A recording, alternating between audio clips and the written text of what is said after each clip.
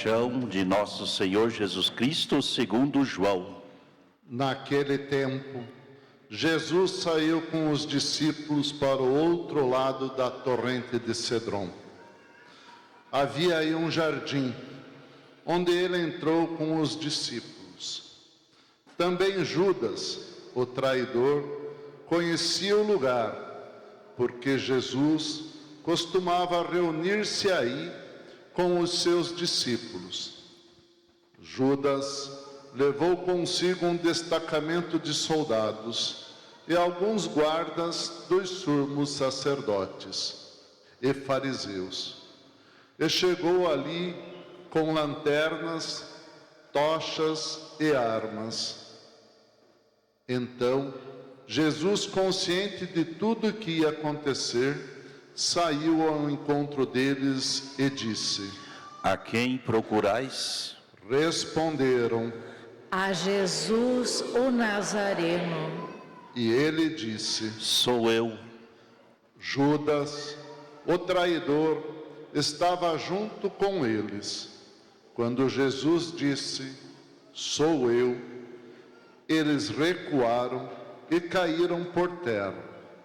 De novo lhes perguntou: A quem procurais? Eles responderam: A Jesus o Nazareno.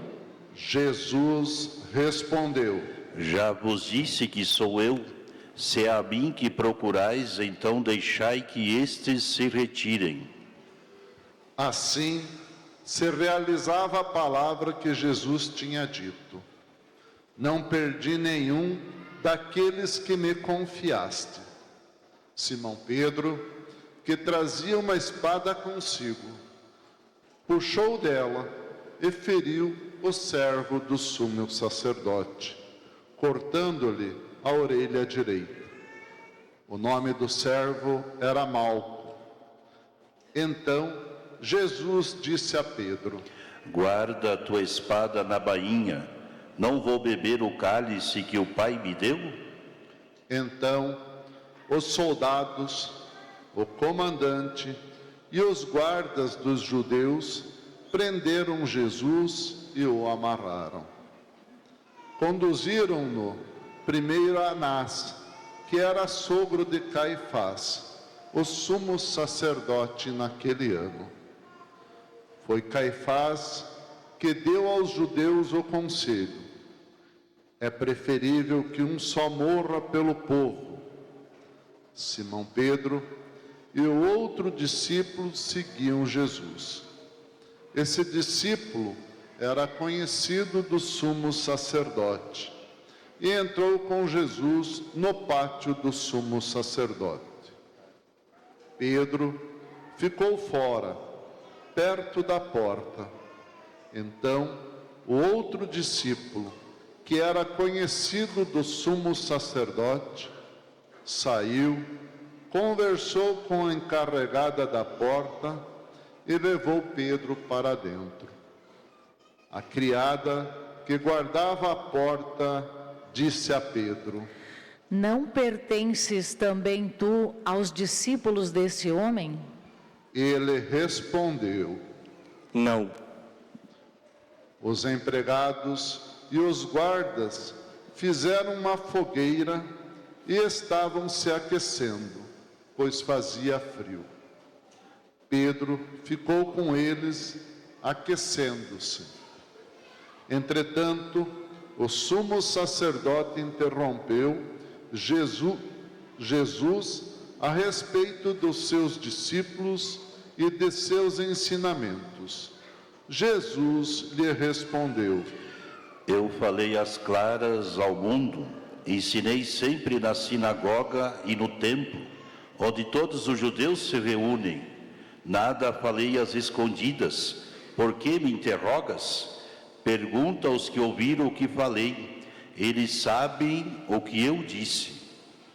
Quando Jesus falou isso, um dos guardas que ali estava deu-lhe uma bofetada, dizendo: É assim que respondes ao sumo sacerdote?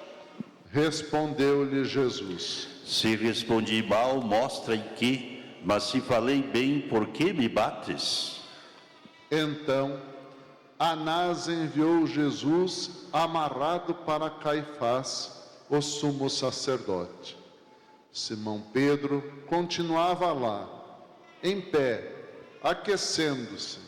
Disseram-lhe: Não és tu também um dos discípulos dele? Pedro negou. Não. Então, um dos empregados do sumo sacerdote, parente daquele a quem Pedro tinha cortado a orelha, disse: Será que não te vi no jardim com ele? Novamente Pedro negou. E na mesma hora o galo cantou. De Caifás levaram Jesus ao palácio do governador. Era de manhã cedo. Eles mesmos não entraram no palácio, para não ficarem impuros e poderem comer a Páscoa. Então Pilatos saiu ao encontro deles e disse: Que acusação apresentais contra este homem? Eles responderam: Se não fosse malfeitor, não o teríamos entregue a ti. Pilatos disse: Tomai-o vós mesmos e julgai-o de acordo com a vossa lei. Os judeus lhe responderam: Nós não podemos condenar ninguém à morte. Assim se realizava o que Jesus tinha dito, significando que morte havia de morrer. Então, Pilatos entrou de novo no palácio, chamou Jesus e perguntou-lhe: Tu és o rei dos judeus? Jesus respondeu: Estás dizendo isso por ti mesmo? Ou outros te disseram isso de mim? Pilatos falou: Por acaso sou judeu? O teu povo e os sumos sacerdotes te entregaram a mim. Que fizeste? Jesus respondeu: O meu reino não é deste mundo. Se o meu reino fosse deste mundo, os meus guardas teriam lutado para que eu não fosse entregue aos judeus. Mas o meu reino não é daqui. Pilatos disse a Jesus: Então tu és rei. Jesus respondeu: Tu o dizes, eu sou rei. Eu nasci e vim ao mundo para isto, para dar testemunho da verdade. Todo aquele que é da verdade, escuta a minha voz. Pilatos disse a Jesus: O que é a verdade? Ao dizer isso, Pilatos saiu ao encontro dos judeus e disse-lhes: Eu não encontro nenhuma culpa nele, mas existe entre vós um costume, que pela Páscoa eu vos solte um preso. Quereis que vos solte o rei dos judeus? Então começaram a gritar de novo: Este não, mas Barrabás. Barrabás era um bandido. Então Pilatos mandou flagelar Jesus. Os soldados teceram uma coroa de espinho e a colocaram na cabeça de Jesus. Vestiram-no com um manto vermelho. Aproximavam-se dele e diziam: Viva o rei dos judeus! E davam-lhe bofetadas. Pilatos saiu de novo e disse aos judeus: Olhai, eu o trago aqui fora diante de vós, para que saibais que não encontro nele crime algum. Então Jesus veio para fora, trazendo a coroa de espinhos e o manto vermelho. Pilatos disse-lhes: Eis o homem. Quando viram Jesus, os sumos sacerdotes e os guardas começaram a gritar: Crucifica-o! Crucifica-o! Pilatos respondeu: Levai-o vós mesmos para crucificar, pois eu não encontro nele crime algum. Os judeus responderam: Nós temos uma lei e segundo essa lei, ele deve morrer, porque se fez filho de Deus. Ao ouvir estas palavras, Pilatos ficou com mais medo ainda. Entrou outra vez no palácio e perguntou a Jesus. De onde és tu? Jesus ficou calado. Então Pilatos disse: Não me respondes? Não sabes que tenho autoridade para te soltar e autoridade para te crucificar? Jesus respondeu: Tu não terias autoridade alguma sobre mim, se ela não te fosse dada do alto. Quem me entregou a ti, portanto, tem culpa maior. Por causa disso, Pilatos procurava soltar Jesus, mas os judeus gritavam: Se soltas este homem, não és amigo de César. Todo aquele que se faz rei declara-se contra César. Ouvindo essas palavras, Pilatos levou Jesus para fora e sentou-se no tribunal, no lugar chamado Pavimento, em hebraico, Gábata. Era o dia de preparação da Páscoa, por volta do meio-dia. Pilatos disse aos judeus: Eis o vosso rei. Eles, porém, gritavam: Fora, fora, crucifica-o. Pilatos disse: Hei de crucificar o vosso rei? Os sumos sacerdotes responderam: Não temos outro rei senão César.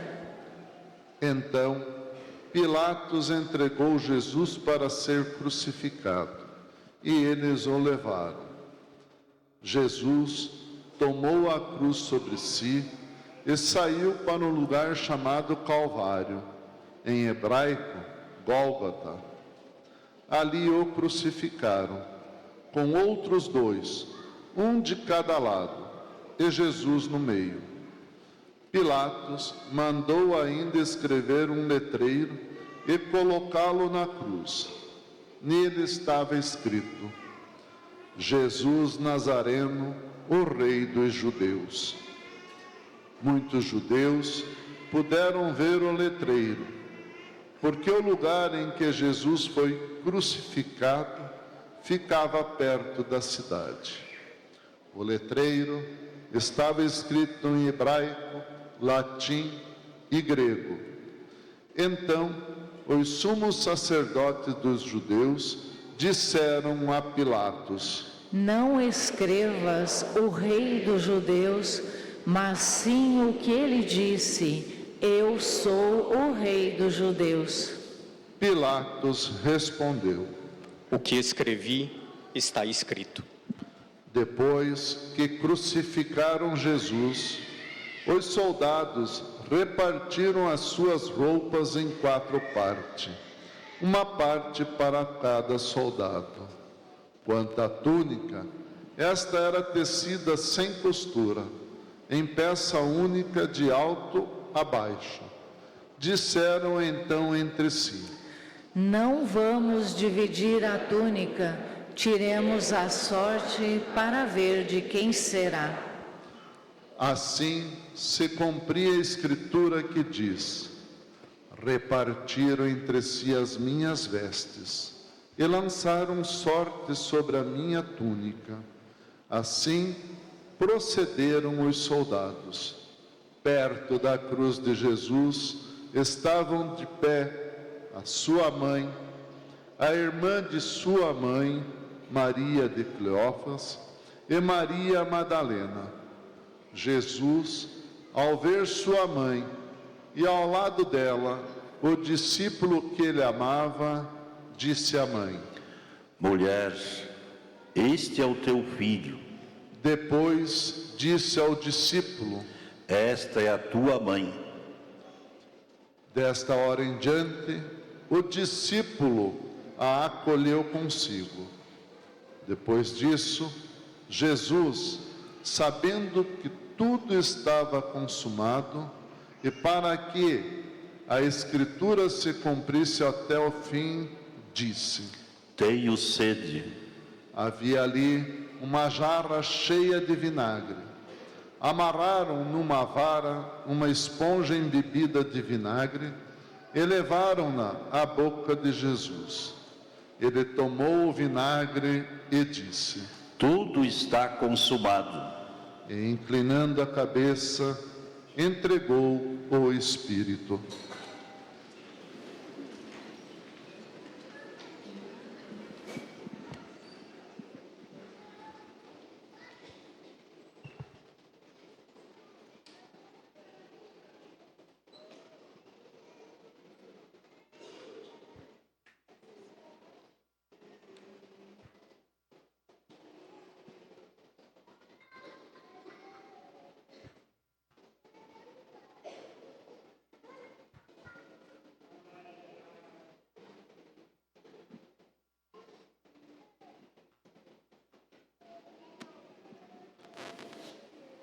Era o dia da preparação para a Páscoa. Os judeus queriam evitar que os corpos ficassem na cruz durante o sábado, porque aquele sábado era dia de festa solene. Então, pediram a Pilatos que mandassem quebrar as pernas aos crucificados e os tirassem da cruz. Os soldados foram quebrar as pernas de um e depois do outro, que foram crucificados com Jesus. Ao se aproximarem de Jesus, e vendo que já estava morto, não lhe quebraram as pernas, mas um soldado abriu-lhe o lado com uma lança, e logo saiu sangue e água. Aquele que viu dá testemunho, e seu testemunho é verdadeiro. E ele sabe que fala a verdade, para que vós também acrediteis. Isto aconteceu para que se cumprisse a Escritura que diz: Não quebrarão nenhum dos seus ossos. A outra Escritura ainda diz: Olharão para aquele que transpassaram. Depois disso, José de Arimateia, que era discípulo de Jesus, mas às escondidas por medo dos judeus, pediu a Pilatos para tirar o corpo de Jesus. Pilatos consentiu. Então, José veio tirar o corpo de Jesus. Chegou também Nicodemos, o mesmo que antes tinha ido de noite encontrar-se com Jesus. Levou uns 30 quilos de perfumes feito de mirra e aloés. Então, tomaram o corpo de Jesus e envolveram-no com os aromas em faixas de linho, como os judeus costumavam sepultar. No lugar onde Jesus foi crucificado, havia um jardim, e no jardim um túmulo novo, aonde ainda ninguém tinha sido sepultado. Por causa da preparação da Páscoa, e como o túmulo estava perto, foi aí que colocaram Jesus. Palavra da salvação. Glória a vós, Senhor.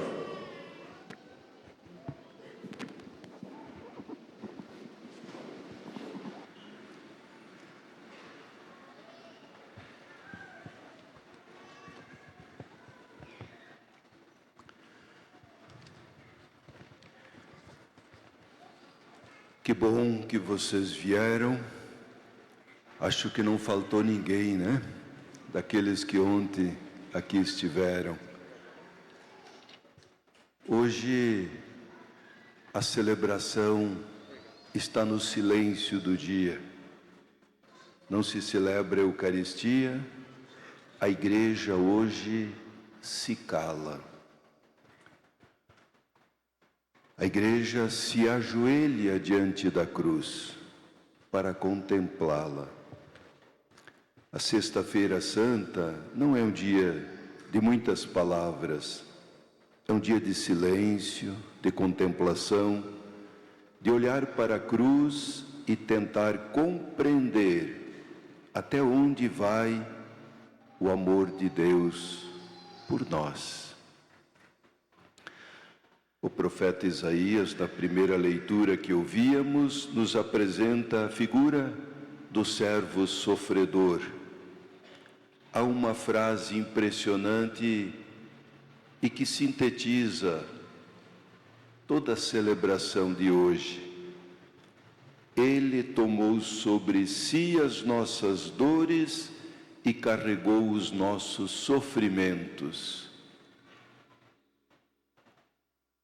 O fio condutor da celebração de hoje é este. Jesus não nos deixa carregar os fardos sozinhos. Ele carrega conosco. Ele não sofreu por acaso. Jesus não morreu porque alguma coisa deu errado. Jesus morreu porque amou, e amou até o fim. A cruz não é fracasso de Deus. A cruz é a forma como Deus encontrou para dizer ou externar o quanto Ele nos ama. Nós muitas vezes pensamos em um Deus forte que resolve tudo, que impede sofrimento, mas Deus revelado por Jesus Cristo é diferente. Ele não evita a dor, Ele entra na dor conosco. Eis que estarei convosco até o fim dos tempos. E Ele cumpre, e Ele é fiel. Ele não nos salva de longe, Ele nos salva de dentro do sofrimento. Na paixão, segundo João, que nós ouvíamos, Jesus aparece como aquele que entrega a vida livremente. Em João fica claro, Jesus não perdeu o controle da situação em momento nenhum. Tudo foi acontecendo conforme Ele queria. Ninguém tira a vida de Jesus, Ele a entrega. Mesmo na cruz, Ele continua sendo o Senhor. Ele cuida da sua mãe, Ele perdoa, Ele tem sede das almas, Ele entrega o Espírito livremente. A carta aos Hebreus nos diz que temos um sumo sacerdote que sabe o que é sofrer. Isso é muito importante. Nós não seguimos um Deus que não sabe o que é chorar. Nós seguimos um Deus que chorou. Nós não seguimos um Deus que não sabe o que é sentir dor. Nós seguimos um Deus que foi pregado na cruz. Por isso, quando sofremos, quando passamos por doença, quando perdemos alguém, quando a vida pesa, nós não estamos sozinhos. Existe uma cruz plantada no meio da nossa dor. E naquela cruz está alguém que nos entende. A cruz de Cristo nos ensina 3 coisas, ou nos deixa 3 ensinamentos. Primeiro, o amor verdadeiro custa caro. Amar não é um sentimento apenas bonito. Amar é doação, amar é sacrifício, amar é permanecer, mesmo quando todos já se foram. Ir embora seria bem mais fácil, mas quem ama permanece. Segundo, o sofrimento unido a Cristo não é inútil. Quando unido à cruz de Jesus, o sofrimento se torna redentor, se torna salvação, se torna oferta de amor. Podemos cair na tentação de querer um Cristo sem a cruz. Este não é Jesus. Jesus fala da cruz. Podemos querer uma religião também de uma cruz sem o Cristo. Também não é Jesus. Jesus nos fala de dentro da cruz. Um terceiro ensinamento: a cruz não é o fim. A Sexta-feira Santa só pode ser entendida à luz da Páscoa. Quem olha a cruz sem a ressurreição vê derrota. Quem olha a cruz com a ressurreição vê vitória. Conta-se que um homem olhava para um crucifixo e reclamava: Senhor, por que essa dor? Por que tanto sofrimento? E no silêncio do seu coração, ele imaginou Jesus dizendo: eu não vim explicar a dor, eu vim carregá-la com você. A Sexta-feira Santa nos revela isso. Deus não veio dar explicações, Deus veio dar a vida.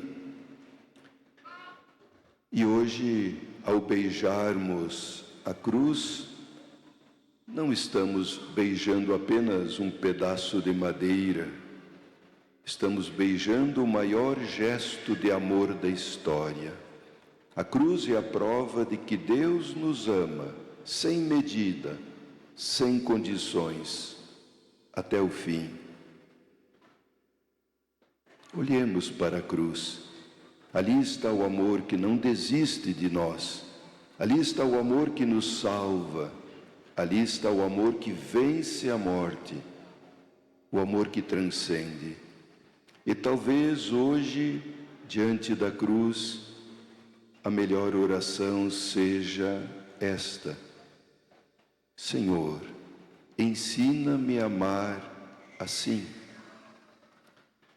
Fiquemos um instantezinho em silêncio, sentindo o clima desta celebração, do dia de hoje, sentindo o quanto Deus nos ama e o quanto Ele espera de nós. Silenciemos.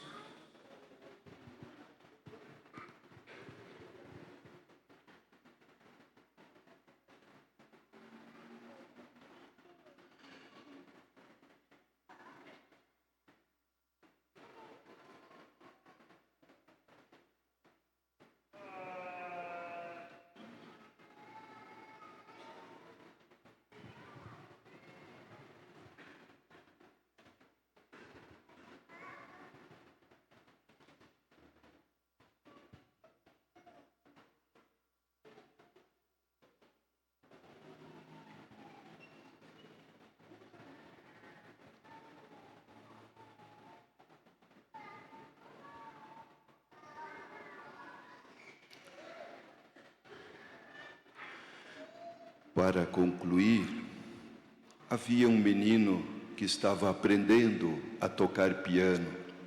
Ele era muito esforçado, mas não tinha muito êxito na música. Tinha a mão ainda pequena, os dedinhos curtos, e por isso ele facilmente desafinava, errava as notas. Sua mãe, querendo incentivá-lo, comprou um ingresso para um concerto de um famoso pianista polonês que estava visitando a cidade. Na noite do evento, enquanto esperavam o início, o menino se soltou da mãe e, levado pela curiosidade, subiu até o palco. Sem que ninguém percebesse, ele sentou no enorme piano de cauda e começou a tocar a única música que ele sabia. Brilha, brilha, estrelinha. O público ficou em choque, começou os sussurros. Quem deixou essa criança subir lá? Que falta de respeito com o maestro. Tirem esse barulho daqui. Lá atrás, o grande mestre ouviu o som e percebeu o que estava acontecendo. Em vez de ficar bravo ou mandar retirar o menino, ele caminhou silenciosamente até o piano, postou-se atrás da criança, estendeu os braços por volta dela e começou a improvisar um acompanhamento magnífico, enquanto o menino continuava a tocar suas notas simples e imperfeitas. O mestre sussurrava ao seu ouvido: não pare, continue tocando, não desista. O resultado foi uma música que ninguém jamais ouvira. O mestre preenchia cada nota errada com uma harmonia perfeita. Onde o menino batia com força demais, o mestre suavizava com a mão esquerda. Onde o menino errava o tempo, o mestre corrigia com um acorde de preenchimento. O público, antes crítico, caiu em lágrimas diante da beleza do que estavam assistindo. Jesus é esse mestre, esse grande mestre. Nossa vida é como a música daquele menino, cheia de erros, pecados, notas desafinadas. Sozinhos, nosso som é pobre e incompleto. Mas na Sexta-feira Santa, Jesus se coloca atrás de nós, na cruz. Ele abraça a nossa miséria, coloca suas mãos sobre as nossas. Em Isaías, na primeira leitura, diz: o castigo que nos dá a paz caiu sobre ele. Ele pega o nosso barulho e transforma em música. A segunda leitura diz: ele nos entende.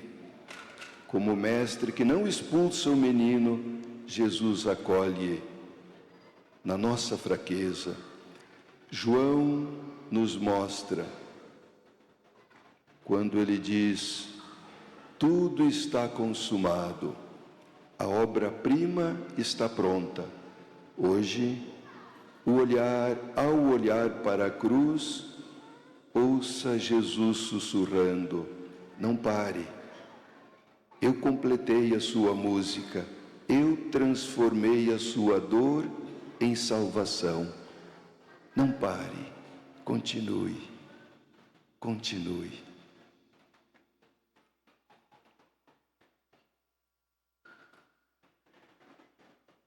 Jesus, o grande mestre, abraçou a nossa música desafinada na cruz e a transformou em um hino de salvação.